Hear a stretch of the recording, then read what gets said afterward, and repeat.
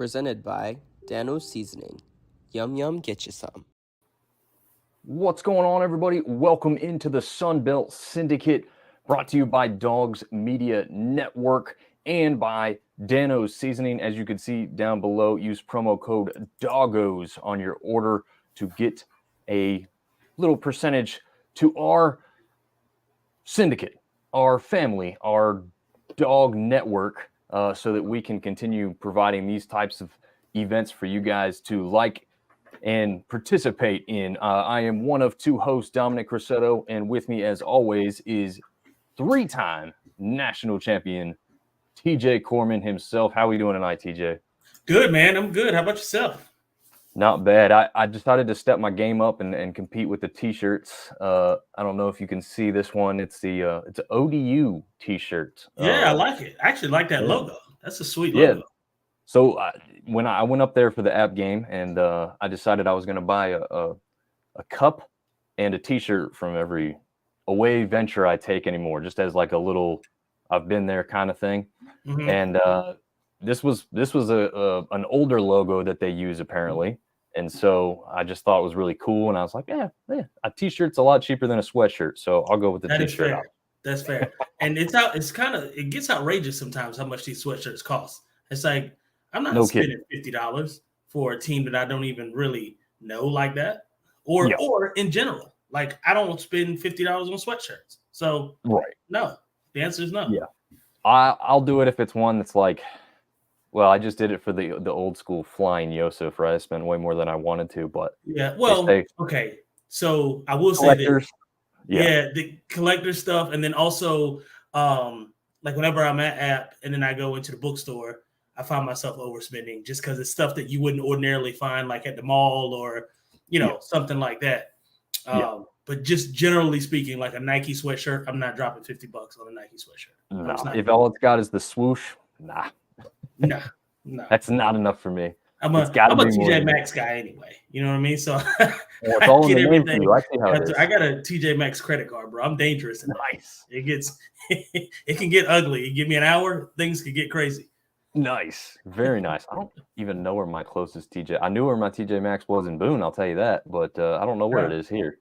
I'm sure I know where it's at and just not thinking it off the top of my head, but yeah, hey man, for everyone not aware, TJ just celebrated an anniversary, so little round of applause. Congratulations, man. Yeah, man. 2015 was the wedding day, so it's been some years. We actually met each other in 2012. February 2nd, 2012. We were in the gym. She was coming down from upstairs doing cardio. This was Gold's Gym in Wilmington, North Carolina, off Racine Drive. She was coming down. I don't think it's Gold's Gym anymore. I think they bought it out. Anyway, she was coming down, and funny story about it. So we were both texting the same guy. Like I had just moved there, so he was one of the guys that worked at the other gym, and I was just texting back and forth with him. He was kind of getting me acquainted with the gym. She was texting him, basically saying, "Hey, hook me up with one of your friends. Blah blah blah. Tired of being single." He was like, funny story. I just had a guy moving to town. And then as he was texting or she was texting him, I was also texting him because I saw her walk down from doing cardio. And I was like, hey, man, who is this girl with the blue eyes and blah, blah, blah. He was like, oh, she's texting me right now about you. And I was like, oh, well, speaking of, let's make this work.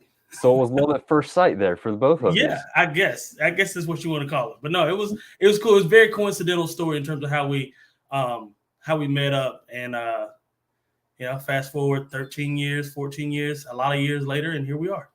Nice. It wasn't Ant, was it? Say again? It wasn't Ant, was it? That was the texter? No.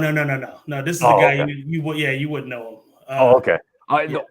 I only know that like he worked at the gym in Boone, and I was like, oh, maybe he was from Wilmington. I don't know where Ant's from, so that's why I was asking. But. Oh yeah, no. Oh man, well that's a very cool story. I actually had no idea that's how y'all met. So yeah, very interesting. Again, congratulations. Also, we have this one's not as exciting maybe, but you were a recent runner-up in your flag football coaching with your son. I mean, that's not a bad thing. No, don't get me wrong. I'm just saying it. Obviously everybody wants the championship, right? So, but wanted to mention that. This guy knows the football in and out. Obviously, coaching first time, right? His first time coaching flag football. Yeah. First year coaching.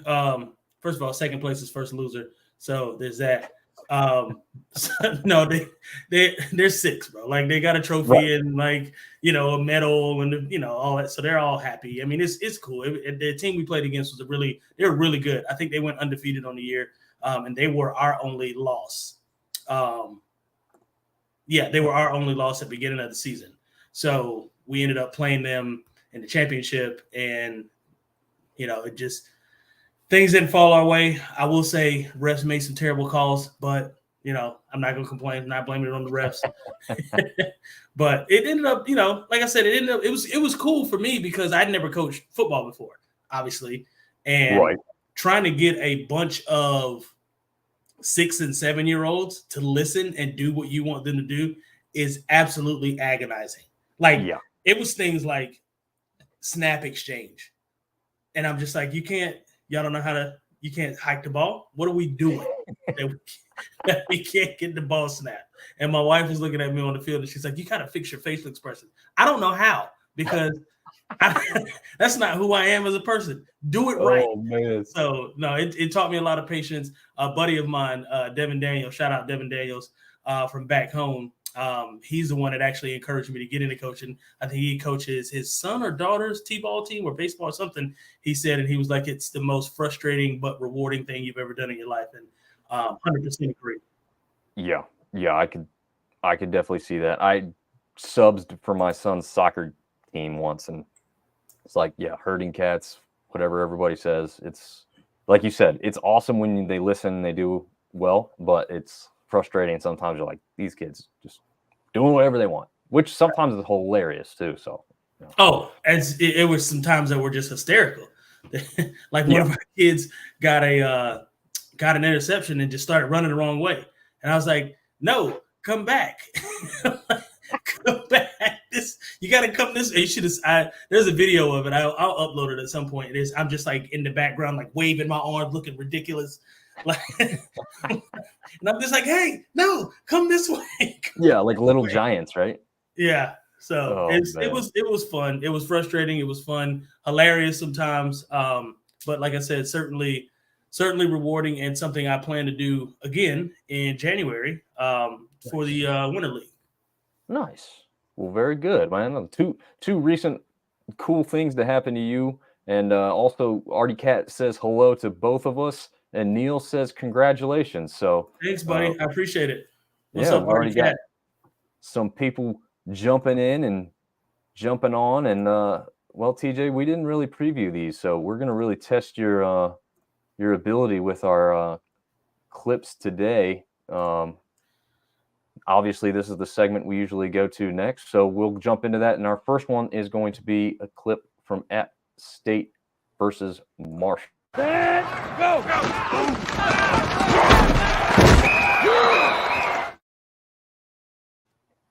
We finally got us a good win, huh?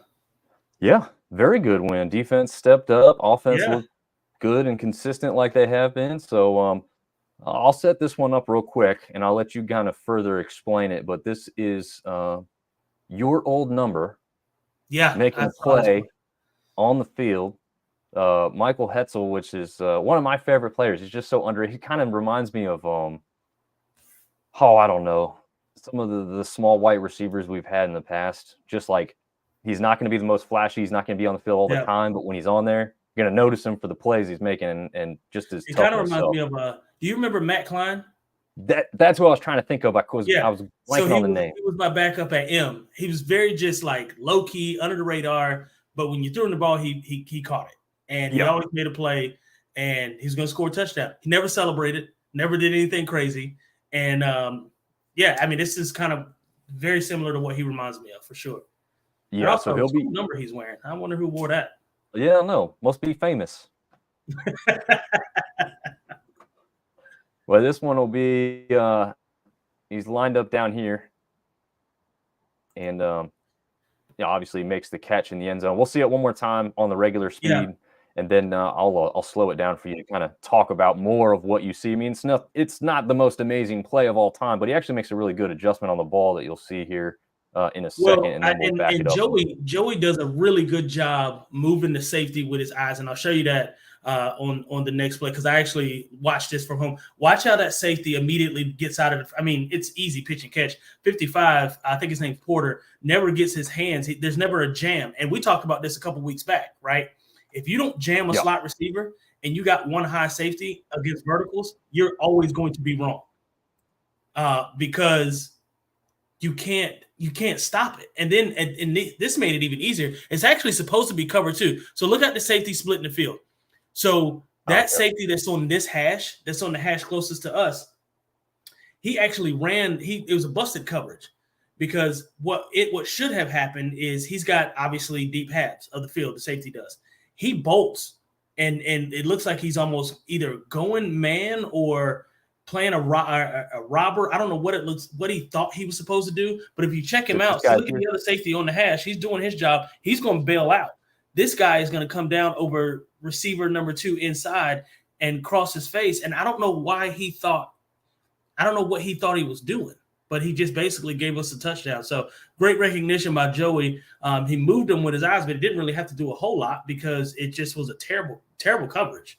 And it's not a mistake that you see often by Marshall, right? They're usually very fundamental and very sound with their defense, but this one was busted coverage. And I remember watching it live and because I was trying to figure out what happened, and the announcer basically said the same thing I'm saying now, is that there's no way that was drawn up that way defensively.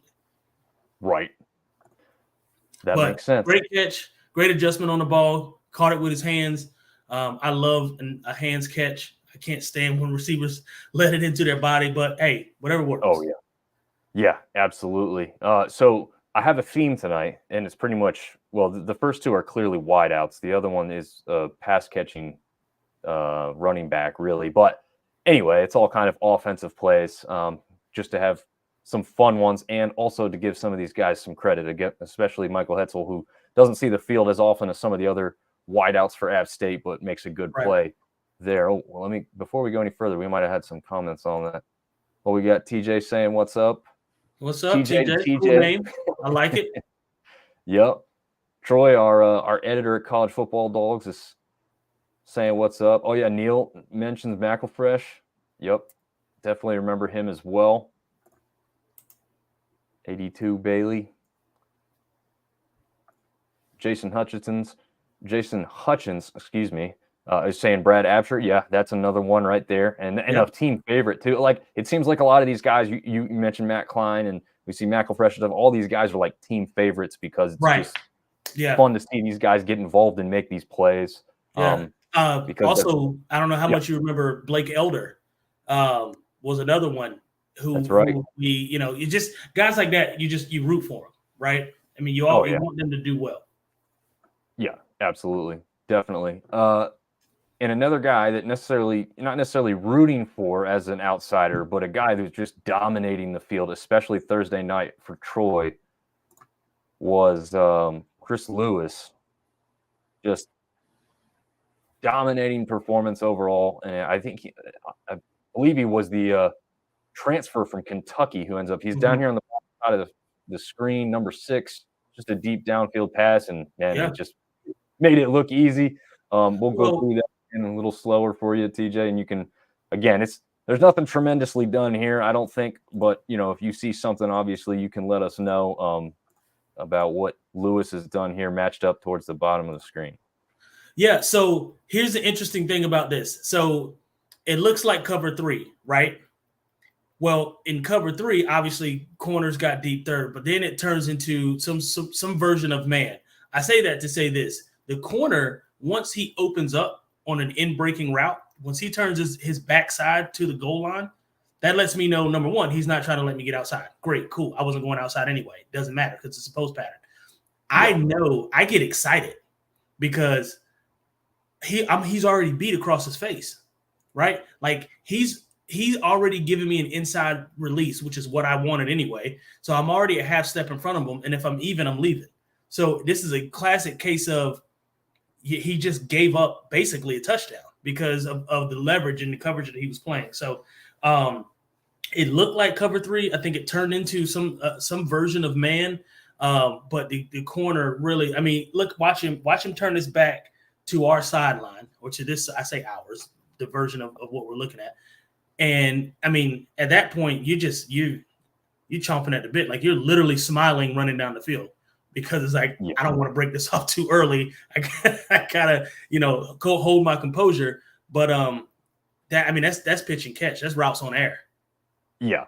I mean, he didn't disrupt him at all, right? No, I mean, he probably barely touched him as he ran by him, right? I mean, that's why I said routes on air. I mean, free release. He's already given him the inside. I'm going to a post anyway. The safety is doing what looks like, okay, so that tight end pulled that safety down. I don't think that safety was supposed to come down. I think that was a bad play by busted coverage by the safety. I think he's supposed to have a deep third or a version of deep third over the middle of the field. And once the quarterback saw that safety come down and that tight end hold him coming across his face, that was 7-on-7.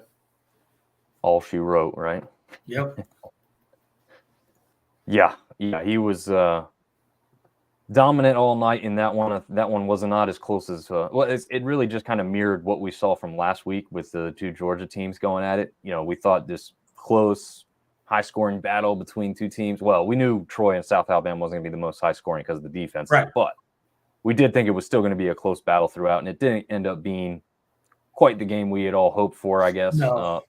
Troy fans obviously loved it, but this game also didn't go the way I thought it would. I actually thought Georgia State might stand a chance here against James Madison, just because they can be very successful throwing the ball, and you've also got one heck of a running back in Carroll, and obviously a running quarterback in Granger. So I thought that with that kind of like triple threat offense, they might be able to open up this JMU defense a little bit, but not to be. And this play is a JMU offensive play from McLeod here, as we see him in full speed.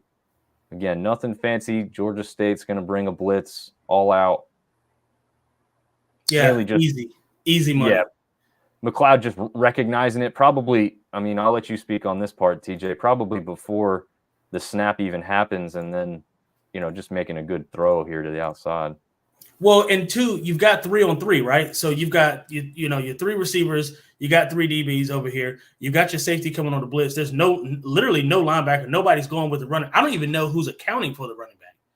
Like, it's obviously man coverage, but I don't even see a linebacker even like near I don't even know what the hell was going on. Like, what I don't understand what Georgia State was running defensively, because I got to look at this again from the top, because safety's obviously coming on a blitz. So the way this is set up right now, if you're doing what's a version of an all-out blitz, I guess you can call it that, the safety's got to take the running back. Like, once he sees that running back releasing to the flat, he's got to break his it's no longer a blitz. It's over. You got to go with him, because there's nobody else covering him. You got 3-on-3 right here. The safety's coming down over the tight end. You got slot receiver, wide receiver. It looks like a nickel corner and a corner over here, right? So who is accounting for the running back? It looks like nobody. Definitely not. Not on this play. Yeah, I don't understand. I don't understand what happened here. Because so you've got your middle linebacker blitzing the A gap. He's standing up over the A gap. Somebody did something wrong, because there's no way he's supposed to be that wide open. No. Like you said, he literally walked into the end zone and stopped as soon as he crossed the goal line. So he wasn't working that hard for that one. But I think those are the kinds you love. Yeah.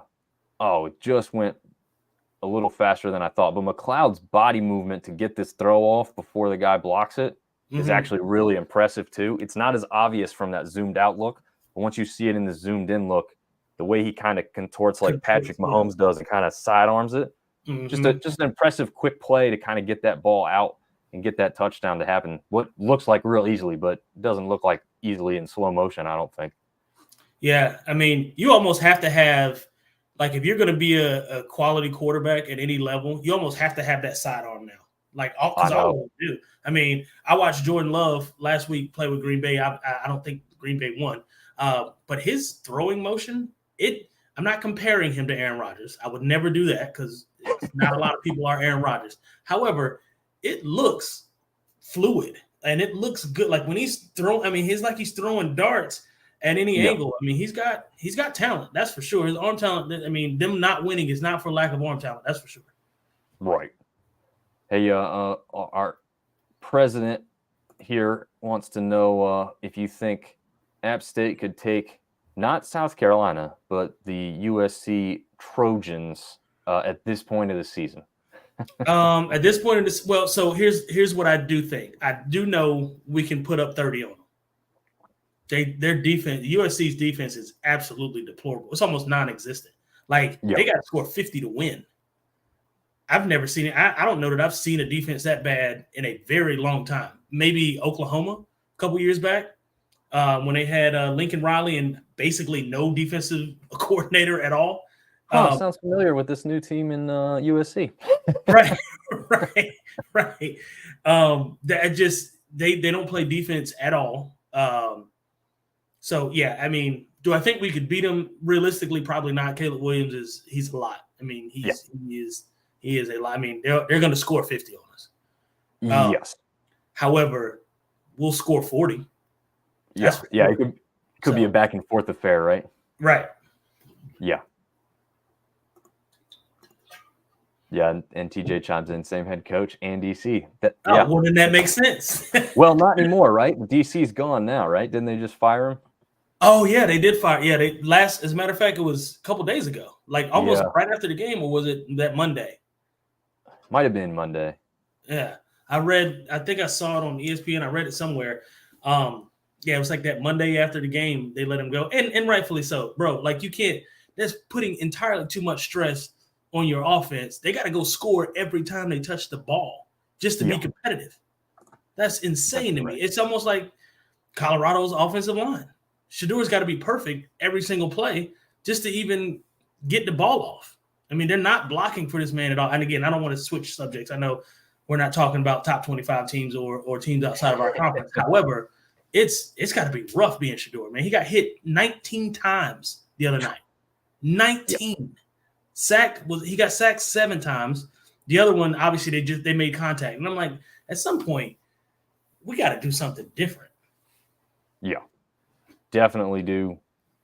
Speaking of doing something different, I think South Alabama's got to do something different. So they go down Thursday night to Troy, 28-10. You had Watson, Kamani Vidal going for 124.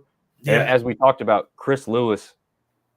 I mean, maybe TJ, you can talk about that. You played with some tall wide receivers. What kind of advantage to guys that are like, I think Chris Lewis is what, 6'4", 6'5", something like that? Yeah, I mean, Brian Quick. You just throw the ball up and they're much less 50-50 balls and more 70-30, right? Because it takes, you don't have to be perfect with the ball if you're the quarterback, right? It reminds me of those memes and where the Kirk Cousins memes, and he's like, the hell with it. Justin Jefferson's down there somewhere. Oh, It's kind of one of those things because if you got somebody that's 6'4", 6'5", most corners, they're getting bigger, but even the, tall corners are 6 foot, 6'1", So you're giving up a few inches, and then God, if he's any sort of athlete at all and has any sort of, bounce or jump ability, you can basically strike the band up or at least count a first down every time. So it gives you a huge advantage. I mean, he had, 4 receptions, 120 yards, 3 touchdowns. I mean, ridiculous. Yeah. It's just ridiculous. That's a hell of a game. That's for sure. Yeah. Well, it's like we said, Troy's offense has certainly gotten better than it was last year, even losing a few pieces. Their defense is at least on par. I think they allowed South Alabama to score 9 points last year, so they allowed 1 more point. So they got some stuff to work on. But South Alabama just isn't, frankly, what a lot of people thought they were going to be coming into the season at this point. And now we know that for a fact, right? They had that game against Oklahoma State early where you're like, okay, here's the team. Right. Here's the team we all thought. And now it's kind of like, honestly, very similar to kind of App State's year last year. Close with UNC, you beat Texas A&M and then you kind of just disappoint the rest of the year. I mean, that's what I feel like kind of South Alabama's done this season. But Troy keeps on rolling and look like the favorite in the West at this point without much of a doubt. It was weird how they went about their business. Nothing in the first quarter. I mean, the odd number of quarters, they did not do very well at all moving the ball. But then, had big explosive plays in the second and fourth quarter, and that, they were able to ride that wave. I thought it would be a better game because of how South Alabama kind of jumped out in that first quarter. Thought it was going to be a much different feel, and then they did nothing the rest of the game. So, not who we thought they were for sure. Nope. Not like Coach Green said. They weren't who we thought they were. Right. Speaking of a team that we didn't think this about them, I would say. Did not see this coming at all. No. Now, I went back and watched. So I didn't go back and watch every single game. I watched the highlights of all of them, but I watched specifically this one all the way through and the Coastal and ODU game all the way through, just because I wanted to know a little bit more, right? Like, how did this happen? What went on? And you're going to see in the stat line that Zion Chris went down for the Cajun. So you think, oh, that happened early. That explains this. That's not the case. Zion Chris was in there until I think deep into the third quarter before he was lost to injury. Mm-hmm. Also, it did not look good. I mean, it wasn't an ugly tackle, but the way his knee, and maybe ankle snapped probably the wrong way with how that guy was leaning on him with all his weight.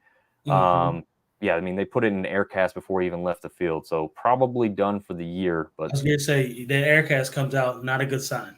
No, definitely not. And it very disappointing for just an impressive player to watch while he's on the field as well. But early on, they got themselves into third and longs far too often to really make a game of it. And Arkansas State, they're playing at home. They're playing a little loose, probably, honestly, with where they've been at so far this year. Cross is a very solid running back. He had a good game. But the true freshman, Hawkins, not the top guy on the stat sheet for rushing for the game, but man, electric, dude. He's super small and super fast, like a little Darren Sproles type running back. This is what we've heard is that Arkansas State recruits well. Obviously, with their head coach there, he's brought in the recruiting classes. He's just not putting it together. Well, they seem to have some games where they're finally putting it together. So it'll be interesting to see if, of course, the local kid to us, Rayner, continues to kind of evolve his game a little bit. It's not just taking the ball down and rushing it as much as he was. He's looking for progressions downfield before getting rid of it. So is there anything statistically that kind of stuck out to you in this one that shows why it went the way it did? Or no, I mean, not really. I think for me, like you said, Arkansas State, they jumped out pretty quick in the first quarter. And they really kind of held on to that lead basically the entire game. I did not see that. So you and I talked about this and their ability, right? They're always kind of like right there on the cusp. Them, ULM. Those are two teams that are like always like right there. And, I did not see them scoring 37 points. I thought this was a game that they could, one or two things that breaks their way, they'll win, a couple points. Yeah. This I did not see at all. No. And I mean, I thought, I had very high regard for Louisiana as football and still do, right? Teams, I don't think the best version of Louisiana was played. No, definitely not. That said, that's not an excuse, right? You play to the level of your competition, you're going to lose. So I think Arkansas State did a hell of a job game planning for them, and they got some good breaks and really took advantage of a lot of mistakes that Louisiana made on defense. Right. Yeah, they definitely did make a lot of mistakes on defense, and I didn't get to this one in time, but Artie Cat says Troy's uniforms, especially new helmet colors, are a lot better than those old, horrible, bright chrome helmets. Mm-hmm. Yeah, I'm not a big fan of the chrome helmets. I don't like any team that rocks a chrome helmet. Like, who do you think you are? Yeah. Don't wear a chrome helmet. This isn't what we're doing. Yeah, no, I'm not a big fan of the chrome. It's just too much, right? And I hate when Oregon does it. Like, they're always trying to be different. Yeah, we'll go ahead and jump to Chris's comment because I know you love a good Sean Elliott quote or experience or whatever clip you want to call it, was there a better post-game press conference than in the Sun Belt Conference than what Sean Elliott provided? I'd say no. What do you think, DJ? No, absolutely not. And first of all, there's never going to, if you give this man a microphone and ask him to be candid, you're going to get candor, right? Like, you're going to get what you ask for. And he is probably, I mean, he's the kind of verbal coach that can lift you way, way, way up or tear you down based on your level of confidence and how you handle criticism, right? There was a lot of times, drop balls or stuff like that in practice. He wasn't even my position coach, obviously, but I always found myself wanting to please him because he was the kind of, like, he would say all the time, keep dropping balls, you're going to take your scholarship. And I'm like, I'm not going to drop it in the game. Well, you practice how you play, those kinds of things. So Coach Elliott, I always have a level of respect for him that probably goes beyond most coaches that have coached me, to this point. I mean, he's a hell of a dude, hell of a character, high character. I hold him in very, very high regard as it relates to football. Yeah, absolutely. And Neil says that probably doesn't help us this weekend. That's probably true. That's not the thing you want going against you after that one. But let's see. Next game up. Well, look, I could have gone to the next slide already. Georgia State, right? This one was not close. No. We just talked about it with Elliott's presser. Just saying, I mean, in fairness, too, he puts blame on every single person. He doesn't try and save it all for one thing or deflect, right? He's just saying it's all of us. There's not, I mean, you 42-14, that's not just one side of the ball didn't play well or you didn't coach well. That's a collective effort. Yeah. Yeah. So, I mean, we saw that play from Jordan McLeod earlier. Obviously, he was a big portion of why this game went the way it did. Is there anything that sticks out to you, Georgia State, did or didn't do that allowed it to get this out of hand? Was it just that, the start wasn't good enough or like, what do you feel was the difference here? Well, I tell you what, first of all, both McLeods went crazy. But if you let a running back rush the ball 13 times for 104 yards, you're probably not going to have a good day, right? You know, that's a lot of yards per carry. That's basically almost a first down every time he touches the rock. So that's thing one. Thing two, they did not do well against the pass.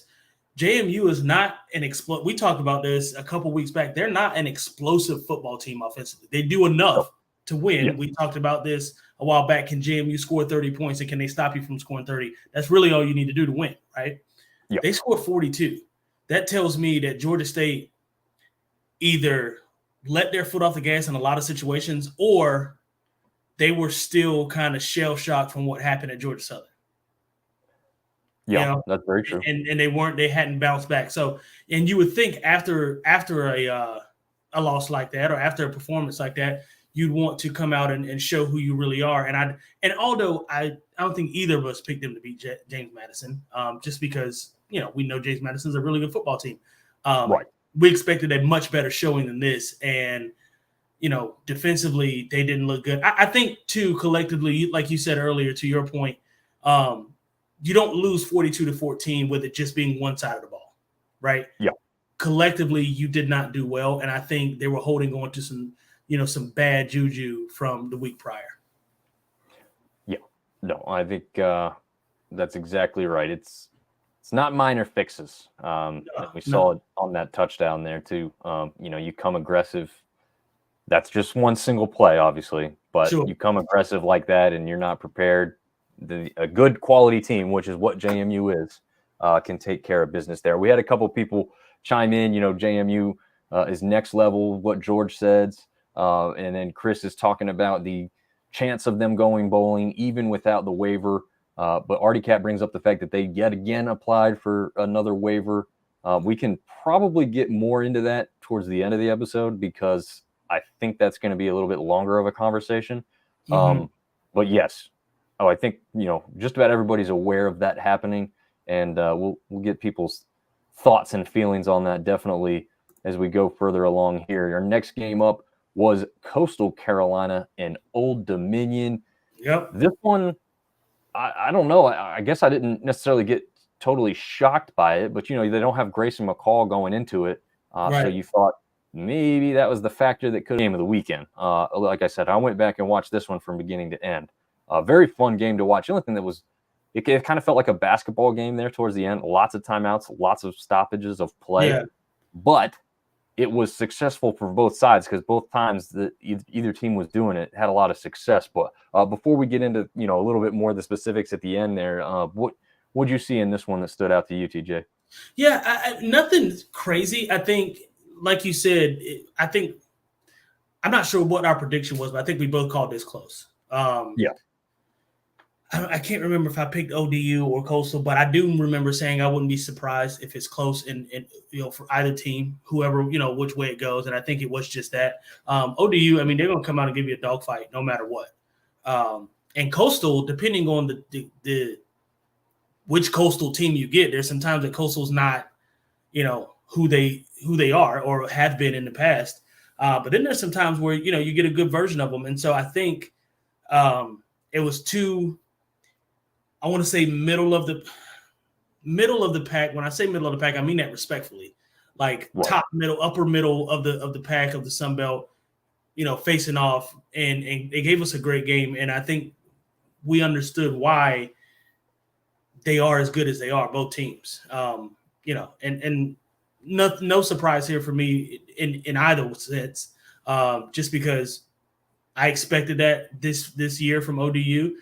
Have always expected it from Coastal, but ODU's proven themselves to me time and time again. So any game they're in, I think it's always going to be close. Yeah.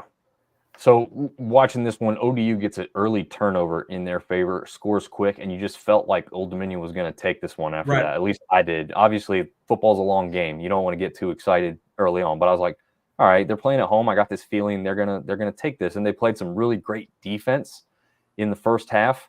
Of note for Coastal Carolina, we just talked about this last week. We just put the clip up just a couple days ago, so it was really, to be honest, it was pretty much outdated by the time I put it up. But I did like what we had said in the clip because we thought it was true about Guest being kind of like the next heir apparent quarterback there for Coastal Carolina.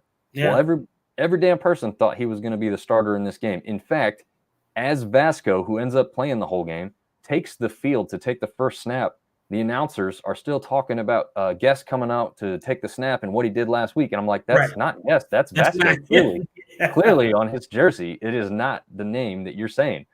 I know the guys in the booth don't get to see that view very, they're looking out over the field. So it's understandable, but it was interesting. And they didn't really know why Guest didn't go. It doesn't seem like Guest was hurt. He actually got into the game on the 2-point conversion that tied it up late at 21 apiece, I think it was.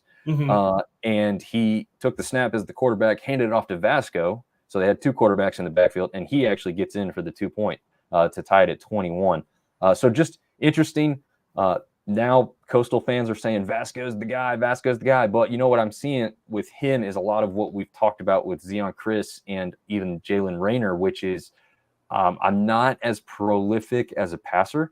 So what my best play is to tuck and run, and Vasco's best plays of the game were always a quarterback draw. ODU's defense, just for whatever reason, had a couple of lapses. I mean, they had, like I said, played great in the first half. They kept pretty much 11 points is what I was counting off the board because Coastal was within, I think even the 10, maybe as far back as the 15 twice, and had to settle for field goals, missing one completely. So they went into the half without even having a single touchdown on the board. So Old Dominion was playing great defensively in the first half, a bit kind of a bend but don't break towards the red zone. But it's just this conference has some quarterbacks, but we really need to see if some of these guys can develop into better passers, because as good as a game as Vasco had, he did not throw the ball exceptionally well. He had some good passes, but he didn't have very many of them. And so it's hard for me to say he's kind of the next guy. He's kind of like an early version of McCall from what I see, because that's kind of what McCall did a lot when he first started out. And he's evolved as a passer as he's gone along. But yeah, moving on to the next one. This one was a shellacking. I think I don't remember what we said about this one. I mean, I don't think we thought either team was going to run away with it, but I'm not sure if we thought Southern Miss was going to win this one or not. I think I leaned towards them because of how they scored points against App State, if I'm not mistaken. Yeah, I think I can't remember who I picked to win this game. I do know that I did predict, Frank Gore Jr. he was going to have a good day, and he did. He didn't have 270 yards, but he, 130 sub. What is it? 130, 131. Yeah, and a touchdown. Not a bad day. 24 carries. Yeah. So that'll certainly get the job done offensively. No real standouts. I will say Wiley for ULM had a really good day at receiver. 137 yards on 3 receptions. I would say maybe let's find a way to get him the ball a little bit more than 3 times. So, but yeah, I mean, apart from that, I mean, really no highlight here to really speak of. I mean, it was just like you said. I mean, they got the brakes beat off them from start to finish. Yeah. I think the thing we can hark back onto is the same thing that we kind of talked about from last week with I don't want to say coaching change, but I mean a coaching switch because Will Hall was calling the offensive plays and he handed that off, and then they scored, 28 against App State. Obviously they lost by 10, but here they scored 24. I mean, again, we know both that 30 plus points is really what's going to get you more wins here in the Sun Belt, but the high 20s can also get it done, especially when you're playing better defensively. I was going to say, especially when the other team scores 7. Yeah. So, I thought ULM would score more points here in this one. I thought they'd be more competitive. So a little bit surprising this game wasn't kind of closer in the 20s for each team, really. I mean, at least as far as I'm concerned. But ULM finds themselves kind of in the basement, and that's where most people kind of thought they would be anyway. So in the end, not that surprising, but how they started the year, you thought maybe they certainly could have a better showing than usual. Yeah. For that one. Apparently not. This game shocked the crap out of me. Yep. I think we're going to have Artie Cat chime in pretty quickly on this one. Oh, I see a comment just popped up. Hey. It's actually for the game we just talked about. He said, will ULM ever move on from Coach Bowden? Probably not. Yeah, I don't. Here's a better question. A better question is, do they need to? Should they? Right. Is it coaching at that point? Right. Is it talent or is it coaching? Like what and again, I haven't watched them, and I'll be the first to admit I haven't watched them as closely enough to have the opinion that I have, like, say, at App State or Coastal or Georgia State or Georgia Southern. So I don't have, enough information to formulate a good opinion on it, right? Right. But I think that the bigger question is it coaching? Is it something that, should they be moving on from him? Will they is one question, but should they is I think the bigger question. Yeah, and I think the other thing, and I'm sure you're aware, and some of the people watching may be aware, but ULM is one of the least funded programs in the entire NCAA, especially in Division I. But they just don't have the money. So you got to ask, they don't really have the money, and who's going to be chomping at the bit to take over a ULM program? I mean, you don't want it to be a slight, but it's not drawing a bunch of people towards it, right? So that kind of is what it is. But getting back to this, we'll see if Artie chimes in on his own team here, because you got to be proud of the performance that they put on against Georgia Southern. I mean, it would not have surprised me in the least bit to see this score flip going into the weekend. Oh, right? No. I thought it was going to be flipped, to be honest. I didn't think so. Okay. I'm not thinking it's a 20-point game by Georgia Southern, right? But I did pick Georgia Southern to win by like 10. Right. And that obviously did not happen. Good game on both sides of the ball. At that second quarter, the second quarter won them the game. They looked like world beaters in the second quarter. They looked like they looked at the beginning of the year in that second quarter. And I think that is what broke Georgia Southern's back, because they were not, and then they come out second half third quarter and just continue to be dominant. and really at that point it wasn't a contest. Yeah. And this obviously the Baylor score was closer, but this kind of had that, at least, in that second quarter, had that kind of feel towards it. Like, this team's on fire. Like, they're not losing this game, So, well, and that leads into another question. With the success and with scores like this, how much longer does G.J. Kinney last at Texas State? Cody is saying that he is a phenomenal coach, which I think everyone will agree with after what we've seen so far. But what's the litmus test on that? TJ? I was going to say, what are we basing that on though? Like, what's the scale by which we're comparing him? Is it to other coaches? Is it the coaches he's played against? Because I know Baylor. We talked about Baylor, and not great, right? Right. At least it hasn't shaked out for them, past that game. But Texas State has had. I mean, they're 6-3. They're 6-3 for a reason. They've done a hell of a job. They're a good football team. I think you've got to do a little bit more in this league and kind of be at the top of it before we start talking about you moving on. Yeah.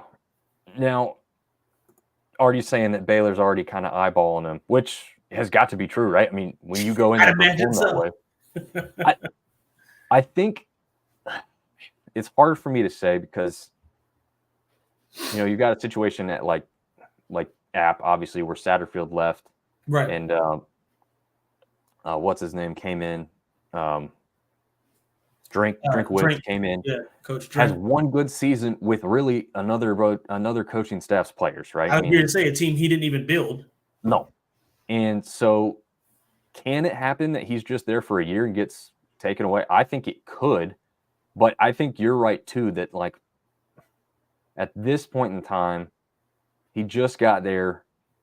Do you want, he's bringing in a lot of transfers. Could he have success because of the transfer thing? Are people going to be asking those questions and say, I need to see more proof and evidence before we give this guy the bag, right? Like, right. I'm with you on that. Like, it could be that he is such an amazing coach, and it does seem like that. But, the transfer portal has changed things, and some of that is going to be a good thing for him. So, right. I don't know. Well, and to your point, I think the situation with Drink was he caught lightning in a bottle, right? Right. I love Kenny's offense. Maybe another year or two at TSU. Yeah, I think so too. I think it's going to take him getting to the top of the conference and being there for the next year or two. Yeah, Artie Cat is saying the same thing I'm saying. I was just going to say, yep, Artie's just commented the same thing when you said that. Yeah, I think it's going to be him, having to take him being top of the conference. I don't want to say he has to do it back-to-back, but he has to do it and then consistently be in the running again that following year for them to say, okay, this guy, because it took Satterfield a long time, right? Coach Sat, it took, offensive coordinator, then, years go by. I think I'm 5 or 6 years removed, and then he's the head coach, and then he goes to Louisville, So it took him a while. Like I said, with Drink, he caught lightning in a bottle. Also, having come from NC State, he's got that big college feel and that experience. So it was one of those things where he's ready for that next level, or at least in their eyes he was. And they're doing a pretty good job this year. So absolutely. It remains to be seen, but I do think a couple more years they can hold on to him. Yeah, I think they can too. Cody mentions that the family's loving San Marcos and the fans love the family, so that's a good thing. Maybe that keeps him around. If also there's some power on his side too, right? What if he gets that kind of middle of the pack Power 5 team and he's like, if I hold out another year, maybe I'll get upper echelon, right? Exactly. So he's got to kind of weigh the odds because what is the point in going to the SEC if I'm coaching, Arkansas? Vanderbilt. Well, I don't want to say Arkansas. Arkansas is a good school, but you get what I'm saying. Like, I don't want to go into a Power 5 conference and coach the bottom tier schools in it. Yeah, exactly. That's pretty much what we saw with I'm going blank on the names tonight, but the head coach for the Cajuns who went on to Florida. There was. Oh yeah. Oh God, I forgot his name. I'm looking right at his face. I know. I can see his face too. It's Yeah. killing me. Someone might chime in with it, but there was rumors for a year or two really that he had been probably receiving offers or being talked to, and it seemed like he could have left at one of those times where they were in the championship game against App. There you go. TJ chimes in with it. Napier. Yep. Napier. That's exactly. I was looking right at his face, and I just couldn't put the name. Yep. So so Napier holds out and ends up with the Florida job. Yeah, Neil shares it over here too. But and the Florida job isn't what it was a couple years ago, right? But at the same time, that's a brand, and he's smart enough to attach himself to one that's going to pay him a little more money by holding out a year or two. Yeah. So it'll be interesting to see where that ends up. As far as getting to the last game, one that I was at. And I do want to make mention before we talk about the game too much. So I met up for the second time this season with the Thundercast guys. I'm gonna get that closer to the camera there. Nice, yeah, Pretty I like cool, that. Pretty cool logo. They actually gave me some stickers here too. Mm-hmm. So that's Russ Living Good and his wife made the trip down from West Virginia. So I met up with them. We were talking about before the game. We ended up meeting up at halftime. Where they had some stuff. Very cool people. I'll make mention of this, and this goes for fans across the board. Don't get in people's faces when you talk trash. People hate that, and you're likely to get hit. He had said that there was there was a younger kid that had come up and got in his face. It was like, come on, guys. You can talk trash. It's okay. Right. Just do it from over there. But just stay the hell away from people's faces when you do it, right? Hey. But anyway, get beat up. Yeah, so in this one we touched on a little bit when we started the clips out, but 31-9, App State takes it over Marshall. I mean, like we said, offense firing pretty well, defense definitely stepped it up. Are you seeing a defensive philosophy change, or is it just kind of minor tweaks? I guess because that wasn't completely evident to me. Obviously, we saw some different looks, but I didn't know if it was something that they were doing kind of every time, or if that was just, maybe you can explain what you saw out of the defense a little bit better. Yeah, so there was certainly defensively some coverage adjustments. We weren't giving away the inside slant as much as we've done in the past. The cushions that we've been giving them, I think we minimize that. Right, we minimize the cushions that have happened, and then I don't. So as far as a philosophy change, no. I mean, they still ran the 3-4 defense with stand-up defensive end. Marshall has collapsed second half of the year. Absolutely, 100% agree. And it's crazy because they've got a stout defensive line. I thought that's what was going to give us the problem. Right, is that defensive line, and they're really good. I know how good we are offensively, but I thought, if we can't get on the edge and if we can't throw the ball, that's going to be a problem for us. Obviously, that was not the issue or a non-issue, especially in that second quarter. Took us a while to get started. But the biggest thing that I saw, Nick, is that we didn't miss tackles. I mean, we made tackles, we wrapped up, we rallied to the football, and we played with intensity and with passion. That is what you – and so part of it is like, yeah, hell yeah, we did it, and I'm excited and happy about it. But then the other part pisses me off because it's like – you could have been doing this the entire time and, you'd be 7-2 or whatever. Right. Yeah. And that's the, cause obviously not counting the Carolina game and really we could have beat Carolina. There isn't a team that we've played this year that we could not or should not have beaten. Not at all. So, I say that to say, had that version of our defense shown up all year, we're looking at top of the East right now, barring JMU, because obviously they can't be a part of it. I still don't think we beat JMU. I don't know. Well, yeah, and we'll touch on this, but JMU's lost their best defensive player now. Right, Jalen Green is out for the season, which is huge. I think you sent that to me, right? Was that you that sent that to me? Yep. So yeah, I mean. And I put out a post and someone got offended because I said, wow, opponents are really lucking out with this, kind of thing. And I guess someone got offended that I said, people lucked out. I'm like, no, that's the fact of the issue, right? Yeah. They don't have to see one of the best defensive players in the conference now. I'm not saying that that's what everybody was rooting for. That's hopefully not. I mean, why the hell would you ever even do that? But yeah, anyways.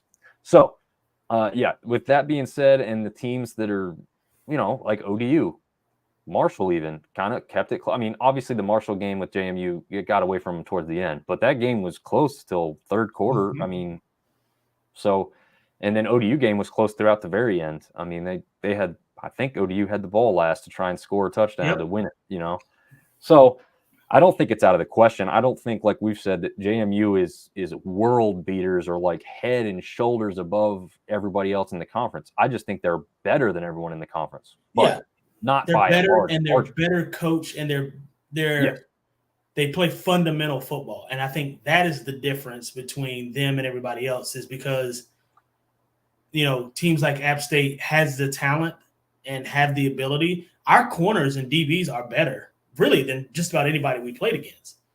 Yeah. But fundamentals, right? And not missing tackles and not gambling. So, like you said, after JMU game, downhill, no breaks, 100% agree, Artie Cat. They have not looked the same. And it's tragic. It really is. Yeah. I think actually, because I was at it and actually had met Russ and his wife at the game with NC State, I think it's actually been since the NC State game. I think they came in the NC State game with a lot of pressure. I mean, they were talking about being 5-0 and ranked in the top 25. Top 25 probably would have been an outside shot, but they would have been receiving votes at 5-0 after beating a Power 5 team and starting the season 4-0 before that. I don't know if it's a little bit of the pressure, but yeah, after that, the collapse has started. And I think on the broadcast, as I was watching it back, they said that Marshall had an undefeated November last year. Well, they ain't going to have an undefeated November this year. So I just, I feel for the players, because there's been some stuff that they talk about where some of the players have literally come out and said they get booed more at home than they do on the road. That's just sad. That's tough. Yeah. These kids aren't giving up. It's very evident, and you can see the anger and frustration. I sit behind the away team when I'm at app games, so you see it. If it's not there, then you get concerned. Like, oh, we're laughing on the sideline as we're getting beat by 20 points. That wasn't happening. So hopefully for the herd and their fan base, they kind of get back on track towards the end of the season. Since they've already played app, they can win more games. I don't care now. But yeah, it'll be interesting to see kind of where it goes from here. Neil chimes in, I want to beat the best regardless of who we play. Yeah, I totally agree with that. Me too. And hey, as much as everyone says JMU and talking about this postseason stuff, which we'll get into too, it ain't over yet. There's still a possibility JMU drops 2 games, and everybody who's got the 2 losses in conference could jump them, depending on tiebreakers. So I think at this point, the committee hopes they lose at least one, so they can justify not. Because at this point, it's at this point right now, it's comical. Not having them ranked in the top 25, and I get why they're not doing it. I understand, right? But at this point, it's comical. In a different sense, but in the same type of NCAA sanction crap. I think they're waiting for the same thing to happen with Michigan, right? Oh, yeah. As soon as Michigan loses a game, which could happen this weekend, I don't know if Penn State will pull it off, but could happen. If they lose, the sanctions coming down harder will be a whole lot easier for everyone to take and give out than saying, "Oh, we're gonna destroy this team when they're undefeated." So I think that's interesting, and it's a good point, DJ, because that is probably what the NCAA is hoping for. But they'll feel better and justify themselves a little bit more if that does happen. Yeah. It kills the victory. Yeah, that's what Neil says.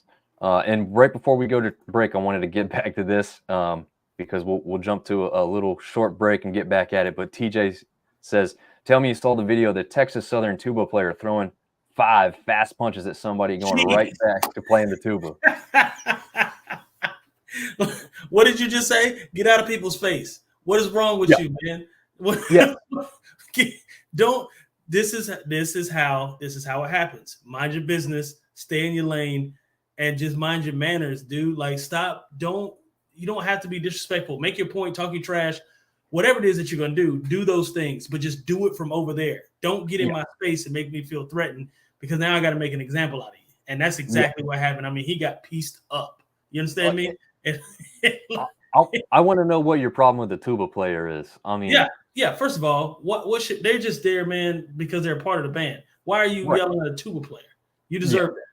You deserve. And also, like, you got hit, like DJ says, like 4 or 5 times. Why didn't you move out of the way or put something up? Move, just move. I mean, he. I mean, it was an instant fade. Fade. It was bad. I looked at it, and it's all over social media, and I'm like, oh yeah, you get what you pay for. You know, it's the price you pay for stupidity. Absolutely. And then one more comment. We'll go back to Neil before we go to the break. I think we still beat JMU, Georgia Southern, but worried about this weekend. Yeah. Georgia State, like we said, coming in with some gusto after what Elliott's gotten them going with after those speeches he's given or comments and quotes he's given. We'll touch on another one right after this. Yum, yum, get you some. Yum, yum, get you some. Yum, yum, get you some. Yum, yum, get you some. Dano Seasoning, food's favorite flavor. Yum, yum, get you some. I'm Joe Burrito, your favorite burrito. Whoa, whoa. Joe, we all know you're the best. What? But you can always do better. What you got? Try the new Dano's Hot Chipotle. Hey. Ooh, that's spicy. Yum, yum. Yum, yum, get you some. Oh, man. Yum, yum. Never gets old. Nope. Not at all. Used some on some pasta today. Popped it right on there. Good stuff. Yeah. Made some homemade chicken Alfredo. Used some Dano's herbs. What is it? Italian garlic and herb? Garlic and herb. Nice. Used it in there. Last night, had some leftover. It's pastas and stuff like that, like cheesy pastas. They're always better the next day. And so I had it today, and I was like, man, this. And then, just for a little razzle dazzle, sprinkle a little bit more on there. It's a good look. Yeah, you always got to top it off. You can't go with what's already on there. Absolutely. Got to have some seasoning in there. All right. Well, touching on that, and let me get this back on stage here. First matchup of this coming weekend will be tomorrow night, pitting Southern Miss traveling to the Ragin' Cajuns down there in Lafayette. Lafayette? I think they call it Lafayette, actually. Sorry, let me remedy that. I've always called it Lafayette. Have I been doing this wrong? Yeah, well, the locals down there call it Lafayette, which I thought they were messing with me the first time I went down there. I was like, you're just saying that to say that, you're an idiot and you don't know what you're talking about when you tell other people. And they're like, no, I'm serious. We call it Lafayette. And I'm like, okay, well, we'll go with Lafayette. I mean, that's what it is, and that's what it is. Yeah. So Lafayette is it's Appalachian. We hear that all the time. I despise Appalachian. I despise when people say that because it's like it's not that hard, man. This is not a very hard word to pronounce. Just say it right. And I like all the people that say, "Oh, well, that's not the proper way." I'm like, I don't care what you call the mountains. You call the mountains whatever you want. I still call the mountains Appalachian too. But you not talking about the school. You do whatever you want. When your school tells you to pronounce it a certain way, you just do it. Yeah, well, and two, it's like you wouldn't call somebody a different name if they've already given you their name, just because it's not what it looks like on paper. Right. It doesn't matter. Call me what I'm asking you to call me. Don't get me started, because that's a whole other. We can have a whole podcast on how to pronounce Appalachian State. We'll talk about not getting in people's faces. Right. All the things. The food. Yeah, and not shooting whole sunflower seeds. That actually. When I reposted it, the amount of text messages and DMs I got after that, they were like, "He really eats whole." I was like, "Yeah, you heard it, man. He's out here in these streets eating whole sunflower seeds. It's insane. It is absolutely nuts." But and to touch on that again, it's not that I like want to. Like, I'm just not talented enough and patient enough for it. It makes it worse. What do you mean it's not that you want to? So if you don't want to, don't do it. Well, like, they're flavored. Like, you get the ranch ones, man. Those are good. Yeah, like, you suck on it, you pop it, you turn it. So what I do is I turn it long way in my teeth, like not with my hands, but like in my mouth, turn it long way, boom, quick crack, seed falls out, and then I spit it out. I'll next time I'll give it a shot. Process. I wish I could give you a tutorial on it without it being weird. I'm not showing another grown man how to chew things. Yeah, we'll pass on that. But yeah, that's another type of podcast altogether. We'll stay away. Yeah, that's a Channing. What is it, Channing Crowder? That's his podcast. Oh man! All right, let's get back to the comments after that one. Juco Wiley say, "Don't throw punches, even run. But if they touch you, don't talk about it. Be about it." Tuba never stopped playing. That's true. Yeah, he definitely never stopped playing. He kept in stride the whole time. He kept never. If he had a solo, he would have jumped right back in it. Oh, it was almost like he didn't do anything. It was pretty awesome. crazy. It was deserved and it was awesome. Artie Cat's given us the University of Louisiana at Lafayette. So there's the official name. And they used to be called like USL, University of Southern Louisiana or something like that. Yeah. I forget. So the name I wasn't blanking on. It was Lafayette or Lafayette. Oh yeah, right. That was the part I was confused because I've always called it Lafayette. But if I'm saying it wrong, then by all means, my apologies. Speaking of saying it wrong, here comes TJ Yankee saying it wrong again. Appalachian. Maybe say Appalachian. Appalachian. He's close. Maybe he's close then. We'll give you points for that. Yeah, there we go. They kept using Louisiana on their jerseys, even though neither them or ULM was supposed to do that. Yeah, I think LSU fans got all up in arms about that. TJ, I'm not sure if you ever got involved in that spat, but I've seen a lot of that back and forth.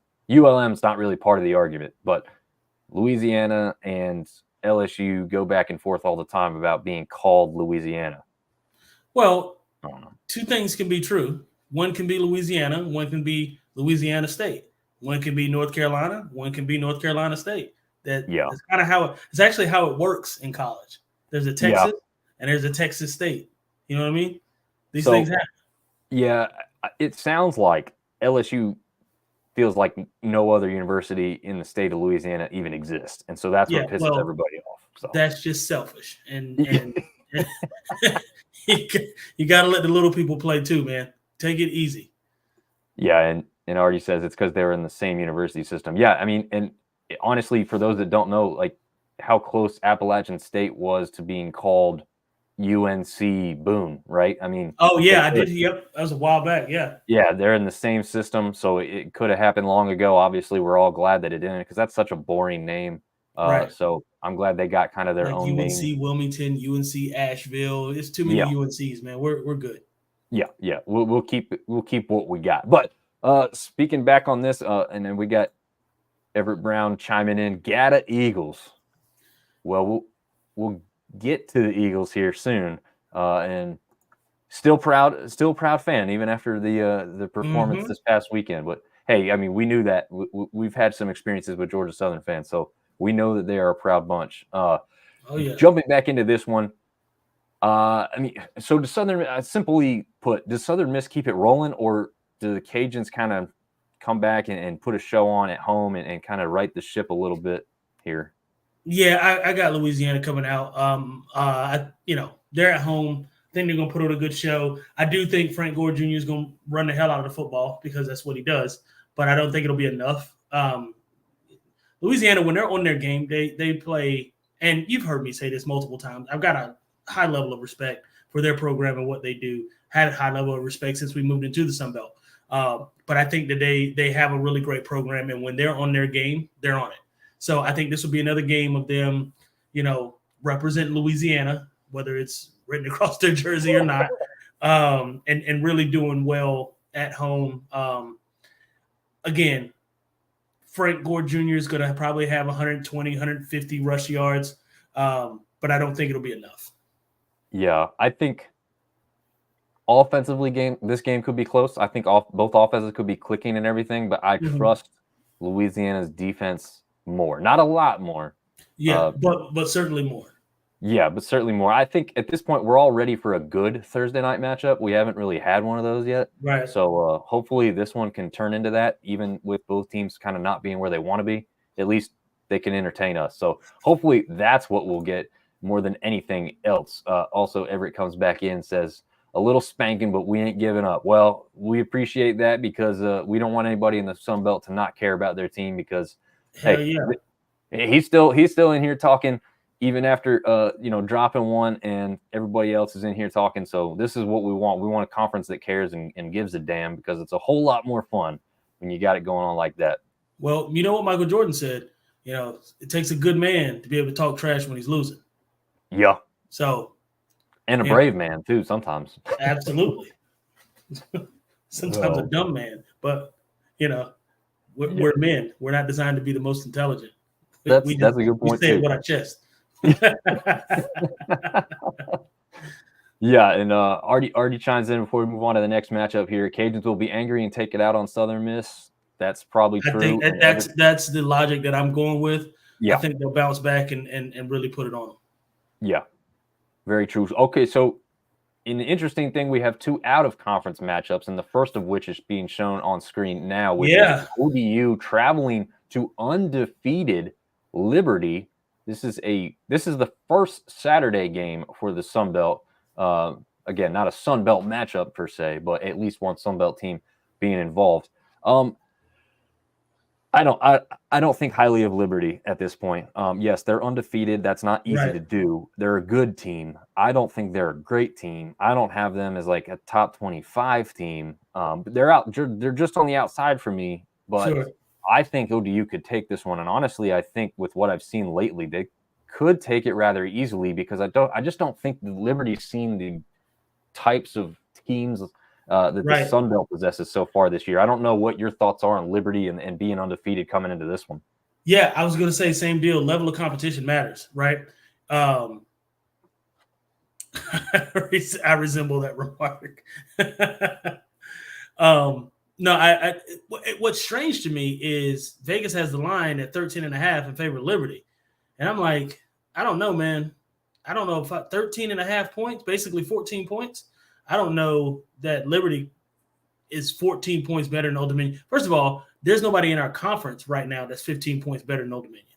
So certainly outside of the conference, I'm not picking anybody to beat Old Dominion. That's not a P5 by 14. So whether or not they'll win, I don't know for sure. I know, they're going to be in Lynchburg, which isn't, I mean, Virginia is not a very large state, so nothing there is a far drive, right?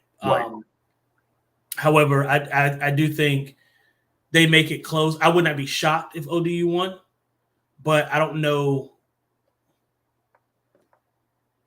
I'm trying to think with my head and not my heart. I just, like you said, Liberty just they have not played, and I know we sound like homers when we say Sun Belt Conference and how well football is played here, offensively, defensively. You got to score points to win. They haven't had to do that, right? So I think it will be different. And you know what? I'm gonna pick ODU. I'm gonna ride with you. I'm gonna go ODU. ODU by 4. There you go. Yeah, I'm really impressed with what I saw against Coastal Carolina. I think they could have won that one. They let up a little bit too much right at the end. I mean, literally, what Old Dominion scored I guess they kicked the field goal, right? Because it was 28-24. Yeah. So they kicked a field goal right towards the end there. Or was it? Either way, however they scored, they did it with like a minute 12 left or something like that. And Coastal just worked some magic. So, yeah, I think ODU was on the very verge of beating Coastal Carolina, which would have been an impressive victory. I feel like I trust Jason Henderson in that defense to correct the small mistakes they made against Coastal. Also, they went against a quarterback that they didn't know anything about. So I think they probably will be better prepared for a Liberty team that's got more consistency at that program or that team right now. So they're going to be able to see stuff on film and better prepared for that on Saturday. So yeah, I'm with you. I'm riding with ODU, and I mean, I'll go more. I'll say a touchdown or more, just because like I think this is one of those in-state matchups. Touchdown or more? That's bold. Yeah, That's bold, I know.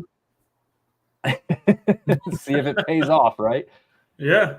Yeah, I don't know. I think this team is so feisty, man. It wouldn't surprise me at all. But we'll see if it comes true. I could look really silly at the end of this, but I'm confident.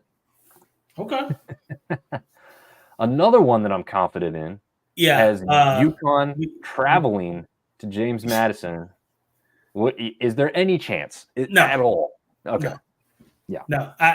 This is a very quick segment. No, I'm not picking UConn to win, and I'm picking JMU by 30. Simple. Dang, 30. Yeah, probably not. Let's be a little bit more conservative. By 20. Okay. At least 20. I'm gonna. Oh, I got the wrong. I got to bring up the other tab that shows me the spread. What's the spread? Oh yeah, so the line is 24.5 JMU. Oh, so you weren't far off at all. I said 30 initially. Yeah. But at least 20. Okay. UConn is trash, man. Have you seen them? They're awful.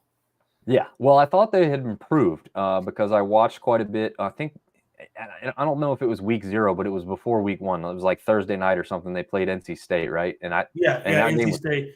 The game was close, at least for a while. And I was like, oh, okay, UConn's really turned a corner here, and they have that running back who's phenomenal. Mm-hmm. And then in the fourth quarter, NC State kind of pulled away. I think going into the fourth quarter, NC State started pulling away, and UConn couldn't make a game. And then after that, it just went all to hell. They're just not. Football is not what they do, and that's okay. No, it's not. Honestly, yeah. And I've had this conversation. Just drop to FCS and to put all your money in basketball. Yeah, because that ain't it. That ain't it. Although JMU could stand a chance against UConn in basketball right now. They already beat Michigan State, so we'll see what happens. So we'll move on to the next one. That one didn't take long. All right, the one that quite a few of our viewers are going to have some interest in because we might lean a little heavy to the App State side. App State going to Georgia State down there in Atlanta. This one a 2 p.m. kick on ESPN Plus. All right, so we've got Sean Elliott, not ripping his team, but not taking it easy on him. Yeah. You've also got a little light verbal contusion. Yeah.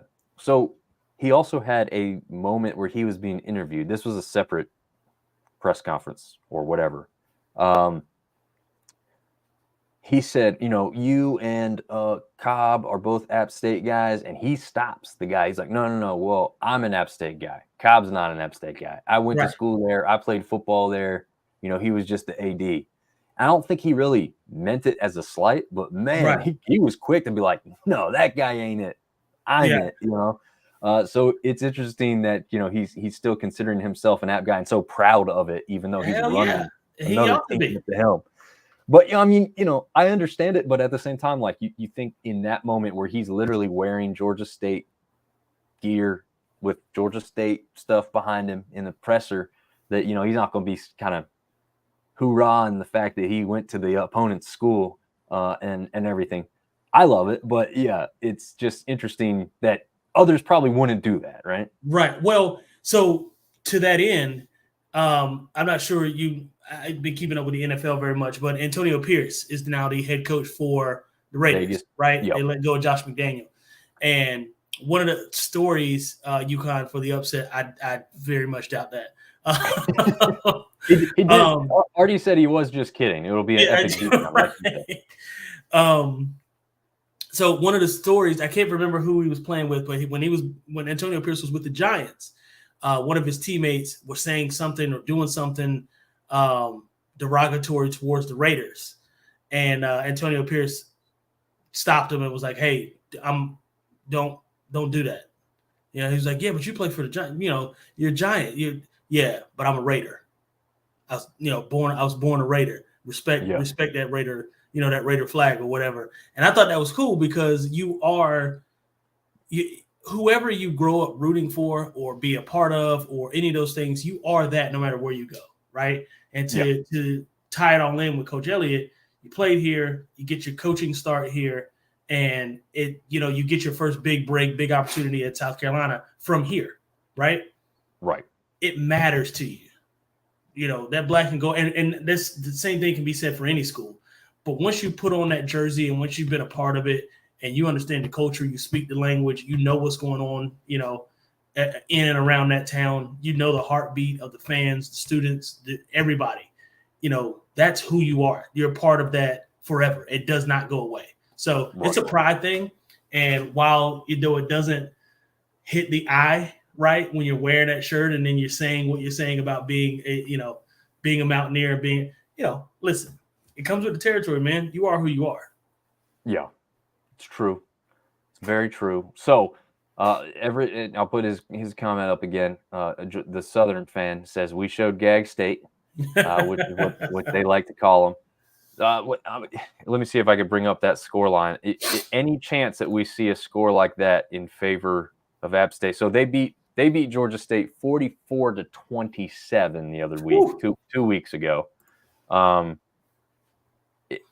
Is App State on a roll where they could go down there into Atlanta and do something like that? Or do you think this game's still closer? And does the fact that Elliott's there and Clark's there and they know each other and they played with each other, does that, lend itself to being, I don't know, more involved of a game with the head games or little scheme things that they kind of know each other better in that sense? So my gut tells me that it won't be a runaway in either direction, right? I just think both of these teams are too talented offensively. I will say this, though. If App State plays the level of defense that they played last week against Marshall, it could very well be a 14, 2-touchdown win, right? Yeah. Because we didn't let the big play beat us like we typically do. Played tighter coverage on the outside. And then we contained, not that, James Madison's quarterback is a huge threat to run the ball. Certainly not like Granger. But if we can, this is one of those games where quarterback containment is going to be absolutely key and not giving up the big play. So it's truly 11 on 11 when they're on offense because that quarterback is a threat every time he touches the ball. So anyway, I say that to say if we play well enough defense, I'm picking us to win regardless because I have to.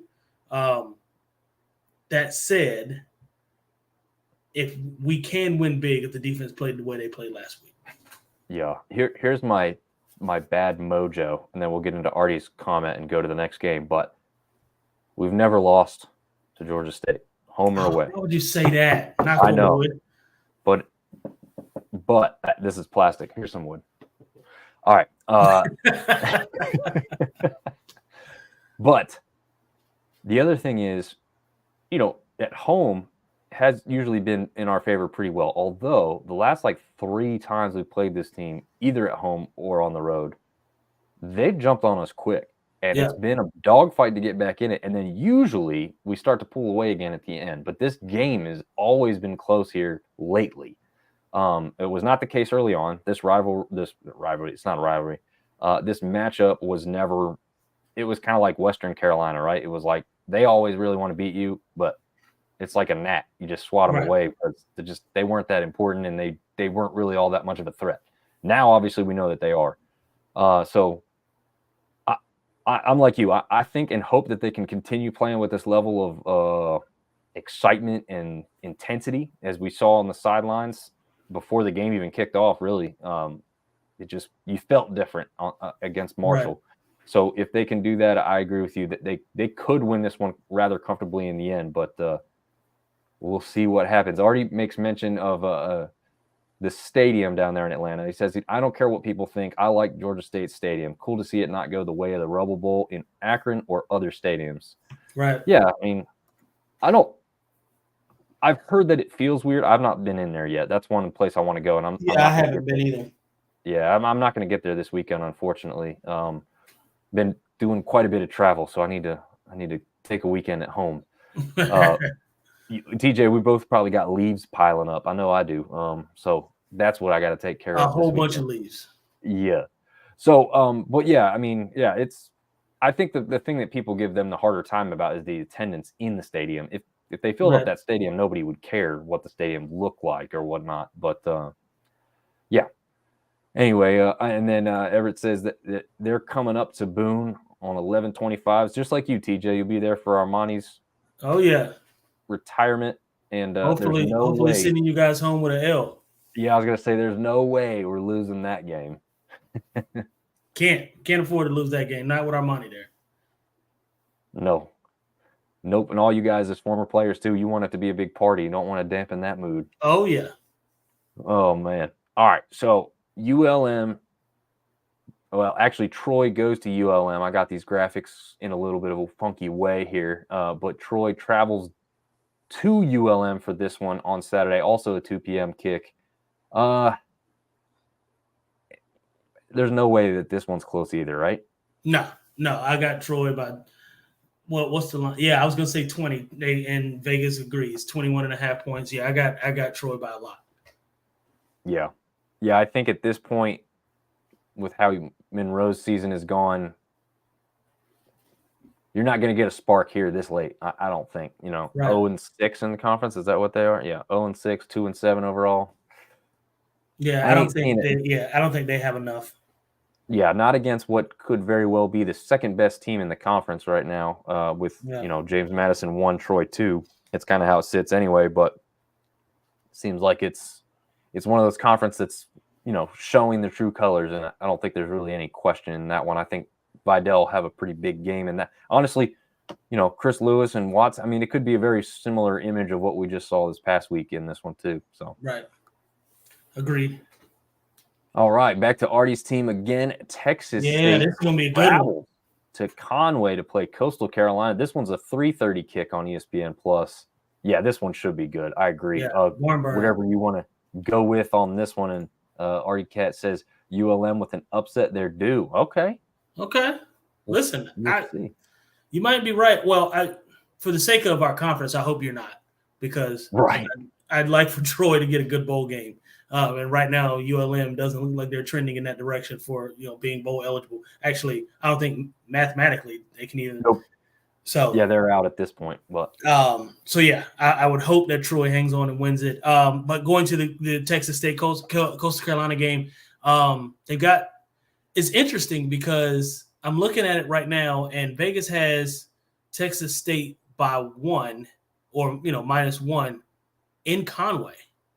yeah, So to me, that's telling me that the way Texas State has played to this point gives them enough confidence to say that they can go on the road and win. I don't know that to be certain. I think it's going to matter who's at quarterback for Coastal. I think it's going to matter how well they execute. They're not going to have the big splash plays offensively, well, especially in the air, because they're just not, quarterback situation just isn't built that way. So a lot of it's going to have to come scramble, draws, running game's going to have to be intact. Those kinds of things have to happen in order for Coastal to do what they've been doing, right? And be able to put up the number of points that they put up. So I'm taking Coastal because Coastal's at home, and that home crowd, and you've been there, I've been there, I've been on the field. It's a they get a little lit down there. So yeah. I'm gonna take Coastal at home. I think they have enough to win. I think they pull it off. I say Coastal by 3. Okay. So Artie Cat's saying we'll see. It's honestly a pick 'em. Will Texas State defense show up? That's the key. Yes, absolutely. Here's my thing. Coastal's defense really ain't all that great. No, it's not. Up front, they're a little bit better. Secondary, they're not so great. And so but I think neither defense is great. Well, that's Texas true. State's defense is good when they have a good game, right? But overall, Texas State doesn't have a great defense, and that's why I said, Coastal won't have the big, huge chunk plays, but they'll do enough to keep the score 25, 28, 30 points, right? And it's just going to be a matter of can Texas State score 30 points, which we know that they can. So that's why I'm picking a game. So as close as I am, I'm just giving the edge to Coastal at home. Right. No, okay, I can see that. Here's what I'll say is at this point, no matter whether it's Guest or Vasco, I trust TJ Finley to get it done more. And one of my favorite players in the conference, Mahdi, running the ball. He's had some really big games. He's had some games where he's kind of been down a little bit. This could be one where he gets back on track. And if he's going off, that opens that game up, that passing game up for Finley to just go through the air a little bit. And yeah, I mean, Mahdi's already got he's almost at 1,000 yards and 8 touchdowns on the season on less than 150 carries. So yeah, the math is mathing at this point. yeah, exactly. And you got Hobart down there too, the wideout who's kind of come out of nowhere again. Like I said, Ashton Hawkins was the guy that I thought was going to be their kind of like number one go-to wide receiver, but this guy's come out of nowhere to be that guy for them. I think they're well-rounded offensively, but yeah, you guys are right. I mean, it's going to go who's better on defense, probably who's more what's the word I'm looking for? Not committing a bunch of penalties, right? Right. Fundamentally sound. Yeah. Like you can't be too aggressive, right? Right. You got to play disciplined football. Yeah, but you also have to play. You're right. Your assignments, your gaps. Because that's going to be important against a team like either team, because they both have dangerous playmakers at positions that are of importance. So Artie Cat saying the Bobcats live on the big play as well. And that's good, but it's also trouble. Yeah, exactly. Live by the 3, die by the 3. Steph Curry was very cold in that series against LeBron James a couple years back when they came back from 0-3. He lived by the 3, you died by the 3. You lived by the big play, you died by the big play. So not being able to matriculate the ball, down the field, 8 yards here, 6 yards here, 5 yards here, 4 yards here, those kinds of things. If you can't do that and you only live off that big play, you're gonna get yourself a lot of third and longs, and field position is gonna matter in this game, right? You give Coastal Carolina a short field, the issue is gonna be because they don't have an explosive offense. That's what they need to put points on the board is a short field, right? So living by the big play is scary as hell when it doesn't work. Yeah, absolutely. But let's say this though. Tune into this one, because if there's playmakers 100%. And points, watch this one. This one's the one you want to have on your TV or your laptop or whatever you stream on. Arkansas State travels to South Alabama on Saturday at 5 p.m. Eastern on ESPN Plus. I don't know. I think I'm taking Arkansas. I'm rolling with the team that I can trust more right now, and I think that's not by a lot, but it's funny because I'm reading the line right now, and Vegas has got South Alabama -12. Are you kidding me? Yeah, I don't know. Where the hell are they getting that spread from? They must be looking at some type of information that after a loss or after this type of game, there must be some South Alabama rebound, third level metrics going on that we don't know anything about. Yeah, there's that's no going to way. get people to throw all kinds of money at this game and then lose their ass because they don't know what they're doing, and Vegas does. But man, I'm taking Arkansas State too. I'm gonna ride with you on this one because I just think the wave that they've been on and the way that they've played football and the way that South Alabama is a lot to do with Arkansas State, but it's also some to do with South Alabama, because they've not played well when they've been expected to, and that's the issue. So I'm going with Arkansas State for those two reasons.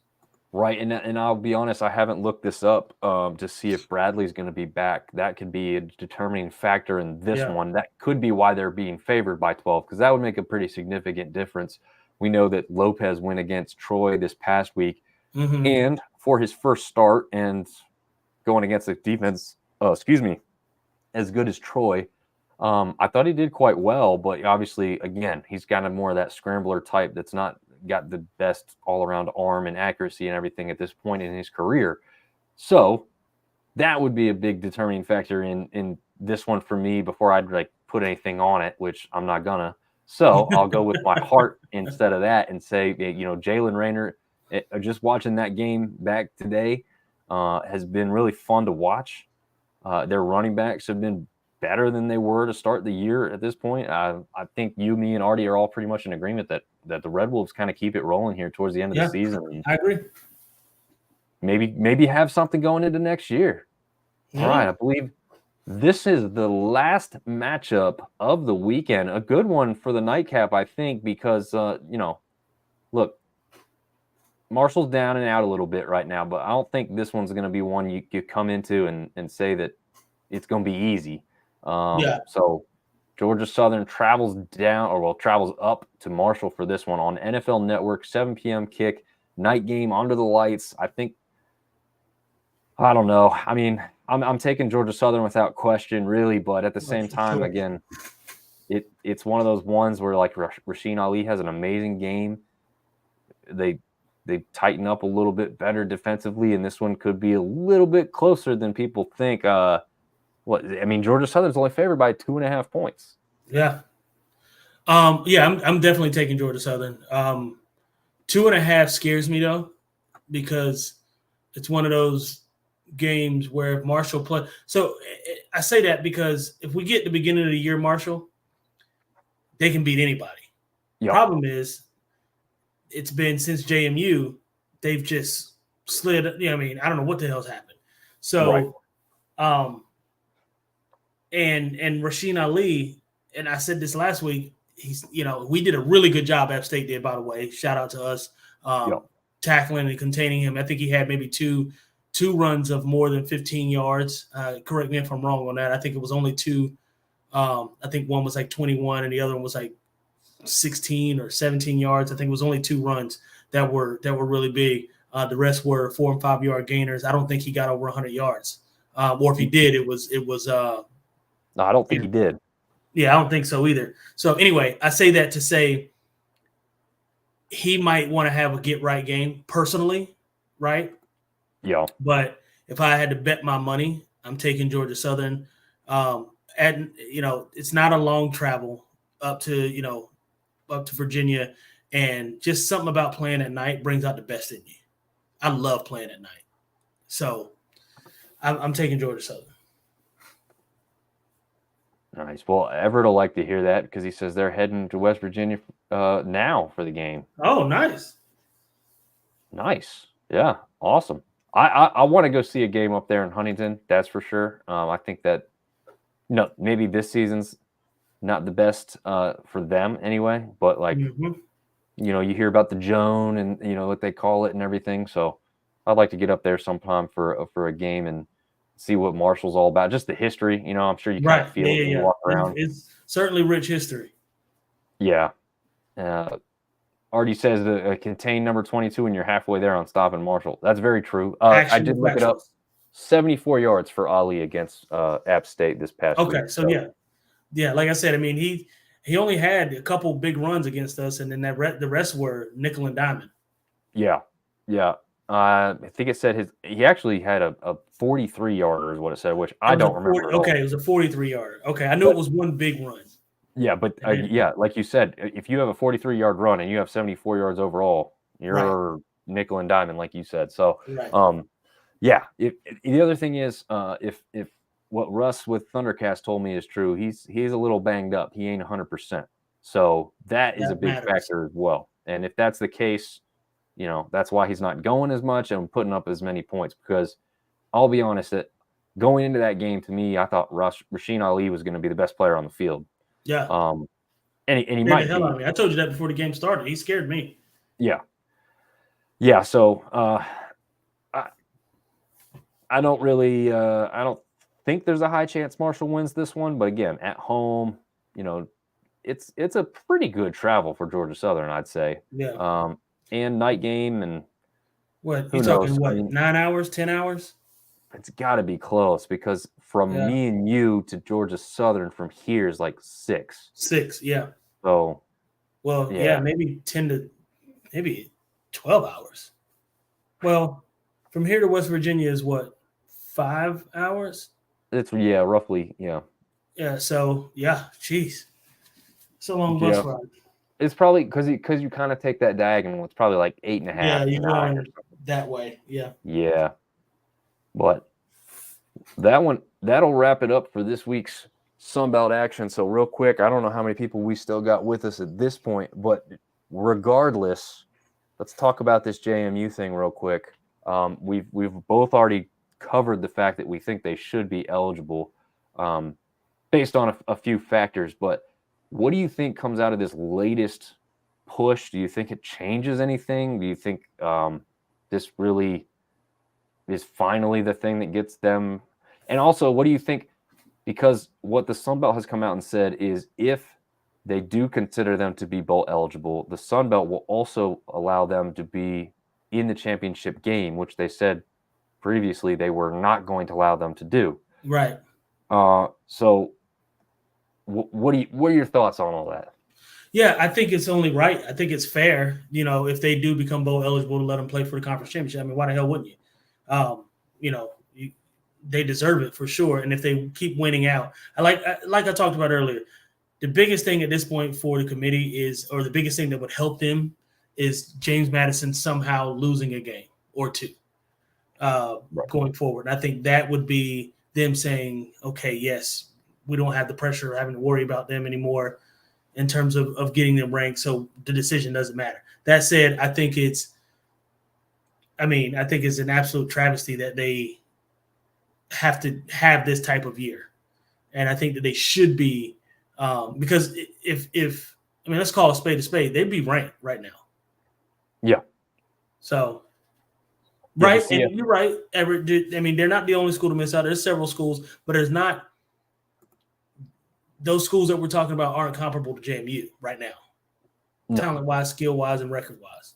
Yeah, and the other thing to mention on that I really hadn't thought of it this way, but it makes sense.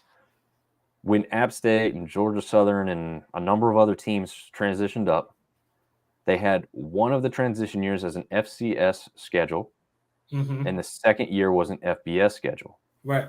If you think about what James Madison has done, they've played an FBS schedule their first year, and now they're on their second FBS schedule their second year.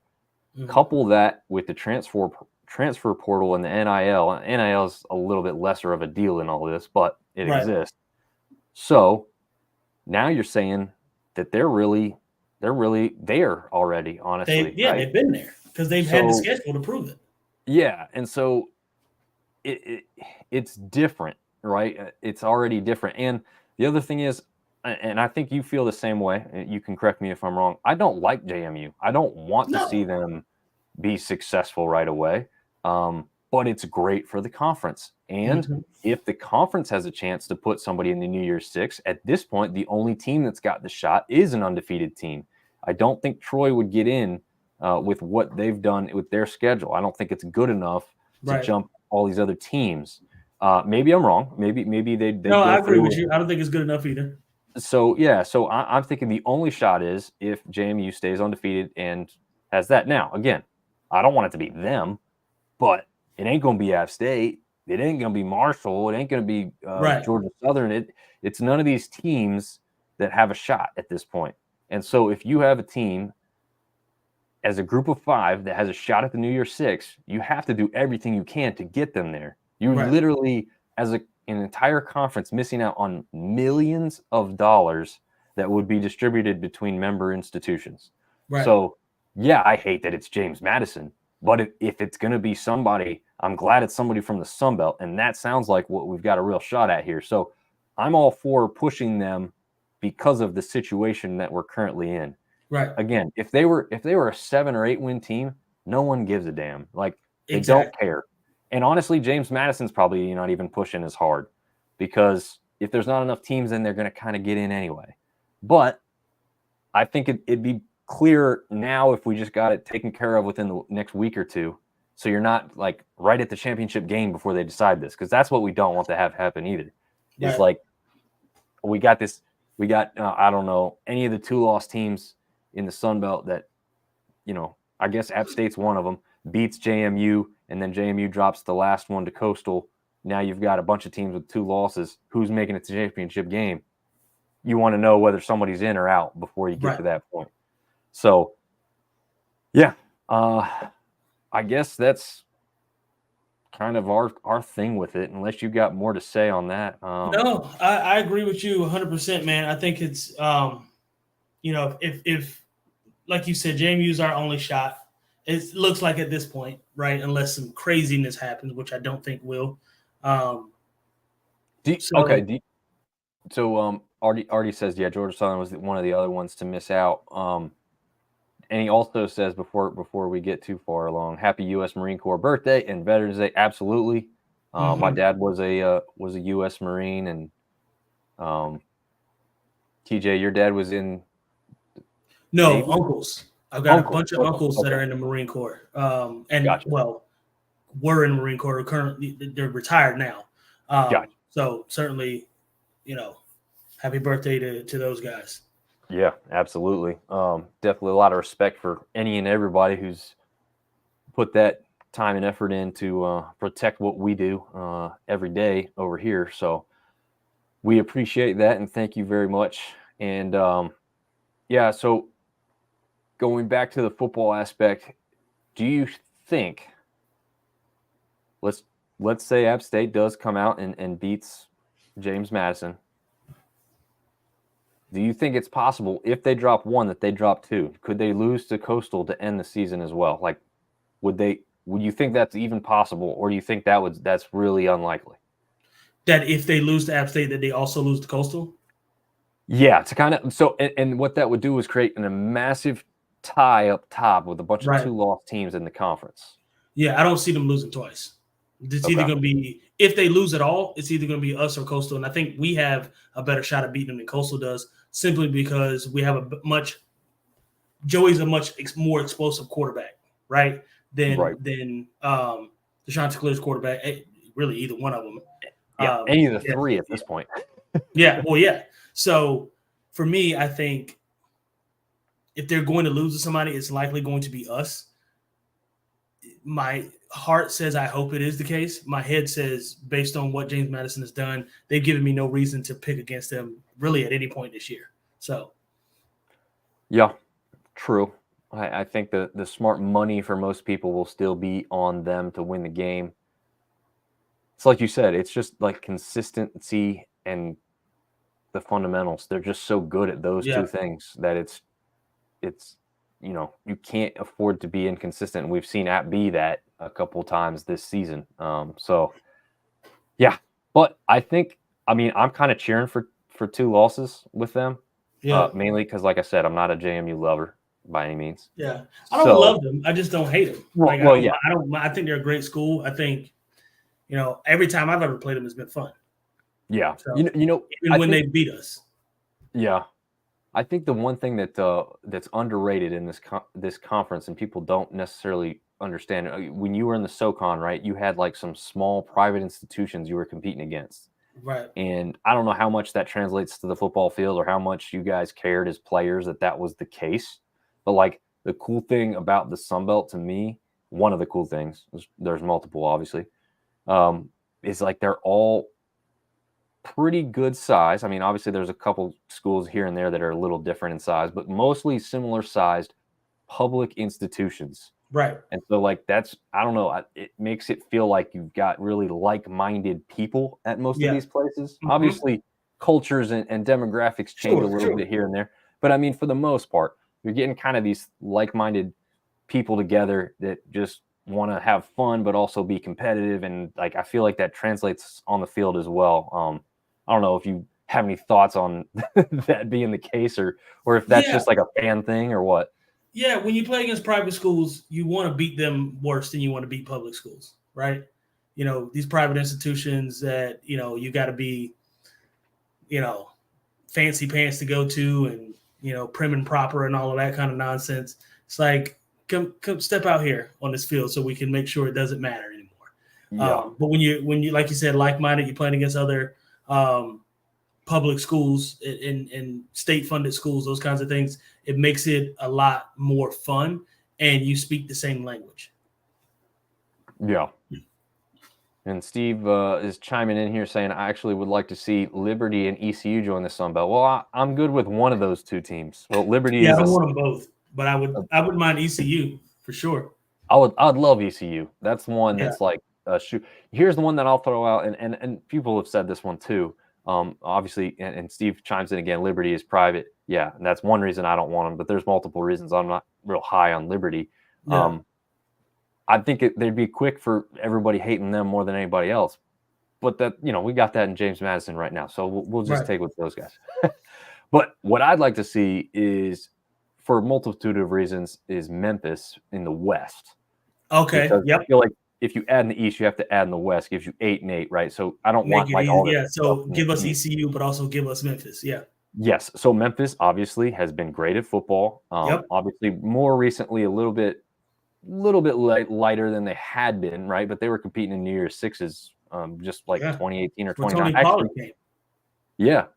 yeah, and they've been putting guys in the NFL. I mean, this is a school that you want to be associated with, but they bring in the basketball. We don't I was have here to say the basketball is the part. yeah, we do not have a top dog basketball institution that's always going to be at the top, that's always expected to win. I mean, Georgia State kind of looked like they were trying to get to that point, and then they kind of fell off here. Right. So Memphis would be huge for me as far as the basketball is concerned, and they'd come in and they'd dominate right away. But regardless, at least it'd be exciting. Every time they'd go on the road, they'd be bringing the crowd to them, you know. So, and you got what? You still got Penny Hardaway as a coach over there, right? Exactly. That's my point. So So I think it'll bring a lot of notoriety to, and then imagine, at a football game, Penny's on the sideline. You know what I Right. mean? So it's a big deal. yeah, very true. Very true. Oh, Troy, our editor's chiming back in. I thought I shared one of his earlier, but maybe I didn't. He said his comments aren't being mentioned. That's because he's getting weird on me, so I'm keeping some of them off of here. Oh man. So Steve says if you don't like Liberty, you can play them and beat them. Well, we would like to. The last time App State played Liberty, we didn't win. No, So, we did not. No, that was horrible. But yeah, FIU Panthers and University of Texas Rio Grande Valley. I see. That's how did I a lot know of that? acronyms. Jesus, Yeah. that's a mouthful. Are you impressed? I just was like rattling that off. That's not one I know. real Yeah, well, I but was here to like, say know the I've fact seen that it. you knew what that was, I was like, look at him go. Look at that big brain. Oh man, look at the big brain on Brad. Right. Yeah, so I mean, ultimately I'd love a team in Florida because like the travel, but also my thought process on the Florida thing is put us in bowl games in Florida. That's how we'll be in the Florida market. Right. And reward us with all being to travel there. I think you're going to have a lot more people travel to bowl games in Florida if they're not going to Florida games during the season. So I'm okay Right. with not having a Florida team in the Sun Belt just to include them. I understand the point of it, but I mean, I think some of our teams are recruiting Florida pretty well already. So Yeah, give us that Boca Raton game. Give us those kinds of Sure. bowl games. We'll get down there. Don't worry about us getting down there. Oh yeah. We'll figure out a way to go to Boca. Yeah, the Cure Bowls in Orlando. I mean, you and I have kids. That's a huge. Yeah. Hey, why not? And Steve says, fun show. See you at the Rock Saturday after Thanksgiving. Well, you'll see TJ. Unfortunately, that's the only home game all season I'm gonna miss. But I was going to say, you're not going? I think No, you did it's not- tell me that. Yes, you got something going on, right? yeah, it's tradition. We go up to Pennsylvania for my parents to see my Okay. parents for Thanksgiving. So we don't travel for Christmas, so we do go up for Thanksgiving. Gotcha. Makes sense. If I win the Jeep, which I did enter, I'll be back down for the game though. Yes. Yeah, I want that Jeep. God, that Jeep is nice. And I'm not even a Jeep fan. I don't even like the Jeep pickups, but that app print on it looks Oh, nothing yeah. with- So Yeah. I don't like the Jeep pickups as a stock, but when they do that kind of stuff to it, like Right. Ruba trucks did, it's nice. Like you said, it's just a nice looking truck. Yeah, 100%. So we'll rifle through some of the comments here as we're finishing up. Troy says, "Wow, suspect giving us a hard time." Neil says, "Good show, headed to JMU and the Rock." Awesome. So Neil will be at both games. Sounds like. Nice. I'm sure from what I gather, Neil's a season ticket holder. So Yeah, it sounds like it. yeah, Beach Bowl. Yes, Troy. I think the Boca Raton. I guess Boca's not really on the beach, but Well, there's much. Boca and there's Boca Beach, right? Okay. You probably know better than I've never been down there. I think. Well, Google knows. Well, that's true. That's true. Neil says sounds good to him. Artie Cat says Orlando, the Sacramento of the East, landlocked. Yeah, that's true. But Oh, so Sacramento Boca doesn't have Raton is Disney. right. It's actually right on Ocean Isle Boulevard. Oh, okay. So it's not Boca and Boca Beach. Boca Beach is a part of Boca. Oh, okay. So yeah, count me in if we go down there. I'm down. Yeah, I think we just went there against Western Kentucky, but that one didn't go too well for us, right? Mhm. Yeah, I'd like a rematch. Well, not necessarily with Western Kentucky, but just a redo. How about that? Yeah. Yep. All right, man. Well, if there's nothing more, I think that'll pretty much wrap it up for us this week. What do you think? Sounds good to me, man. Another good show. Happy to be a part of it. Thanks for everybody for chiming in. Obviously, we, usual suspects, but then there's some new faces that we saw as well. So thank you guys for tuning in. We certainly appreciate it. And yeah, I'll let you take us home, Nick. All right. Yeah, absolutely. I echo what TJ's just said. Definitely appreciate all the people coming in and commenting and having a good time with us tonight. And hey, we'll be doing it again next week. All right. Thanks for listening. Sounds good.